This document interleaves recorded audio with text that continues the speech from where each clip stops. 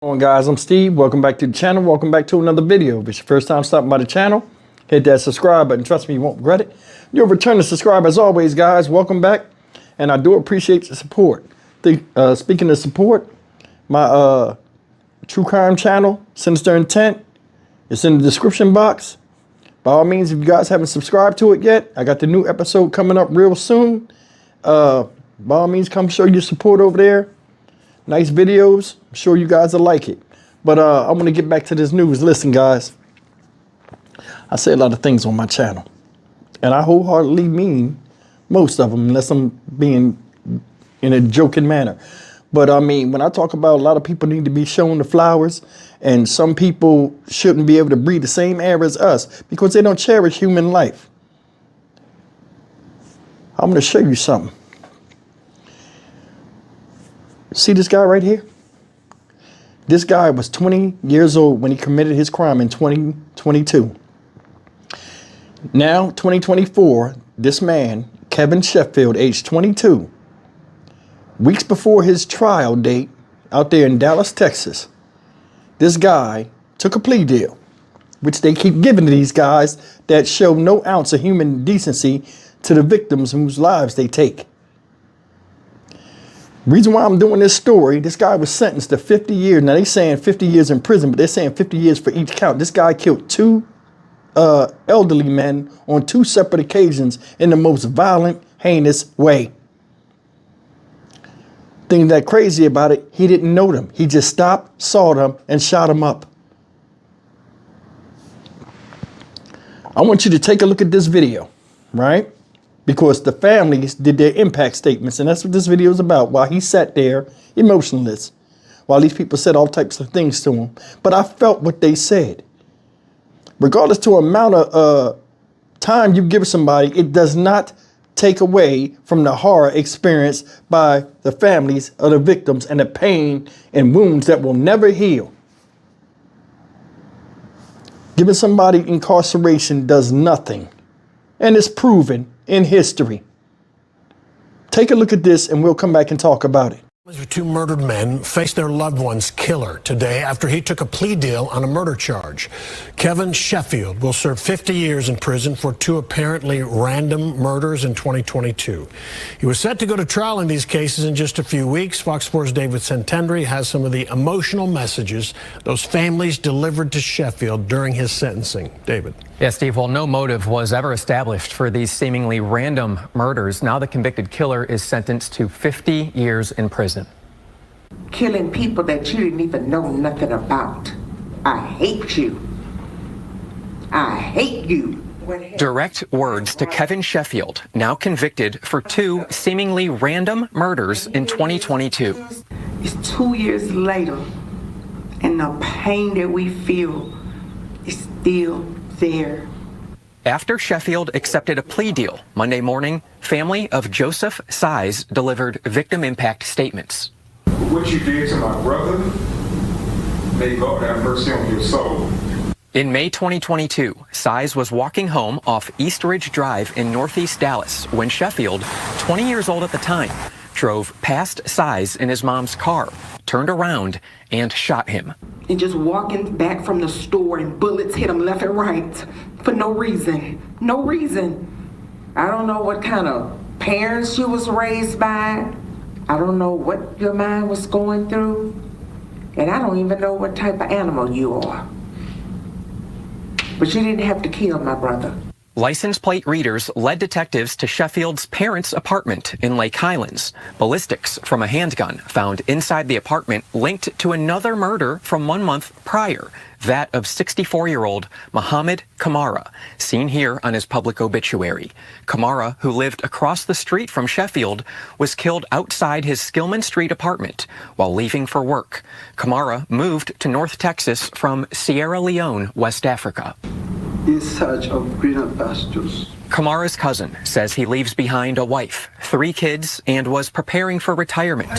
He says he does not see remorse from Sheffield.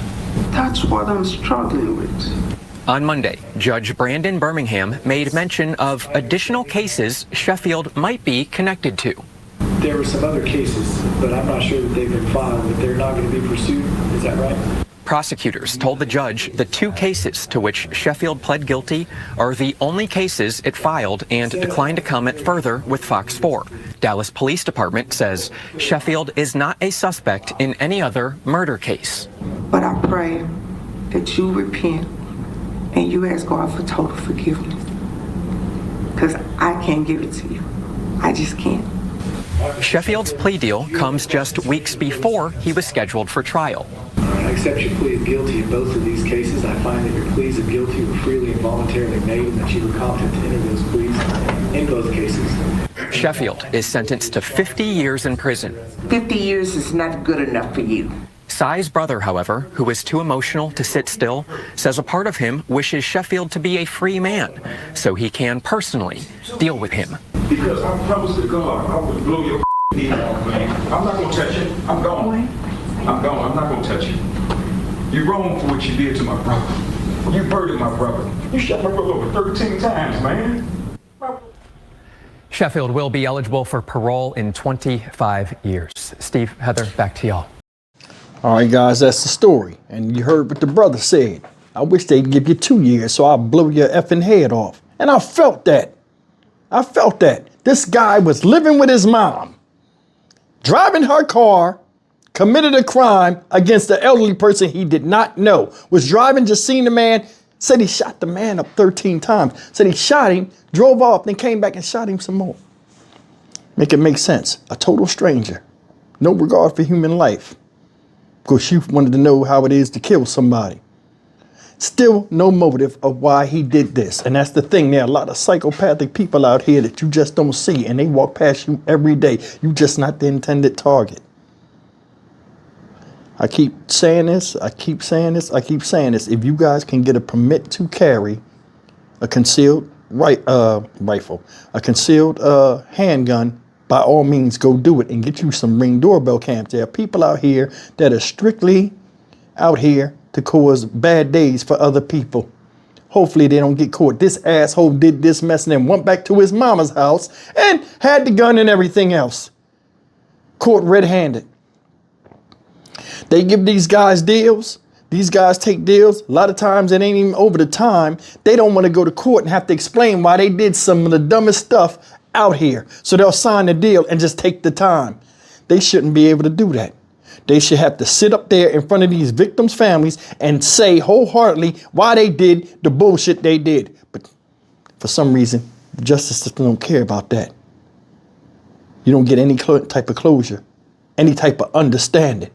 You just get sorrowful mourning. And that wound, like I said, that won't heal. And a bunch of questions asking why. That's not fair for anybody's family that's a victim of violent crimes and stuff like this. Another thing is, why is he going to jail? Take him right outside to a tree stump and take his head right off. Or just sit him on a bench, get a whole bunch of them, put them all on a bench, hook it up to some electrodes and just give them the juice. Get them out of here. They didn't care about themselves. Didn't care about life. Didn't care about being decent human beings. Just something inside of them, make them do what they want, and without rational thought, they do it. But with rational thought, their punishment should be severe. Just as severe as the crime and actions. They cause these people considerable pain, so they still can't even talk about it. Can't talk to the person no more and have conversations. See, the thing is, when you take people out of here that don't deserve to go, you offset the balance of somebody else's life. And a part of them dies too. You shoot one person and you kill them, it's almost like a mass shooting because multiple people died, part of them. Multiple casualties. All because of somebody's sick selfishness or curiosity about death or doing harm to somebody else they don't know. Man, they need to change the laws. You're lucky I don't run this country, I'm telling you. I'd be one of the most hated people out here. I would set America straight. It'd be a bunch of crying and blood flowing because a lot of people need to get up out of here. And I'd change the laws. Constitution if I have to. Stock Market Steve for the Dynamic Reason channel. As always, like, comment, share, and subscribe. I'll see you in the next video. Take care. I know it sounds extreme what I'll be saying, y'all, but I mean everybody has the right to live until they show you they don't by taking the life from somebody else. Thanks for listening.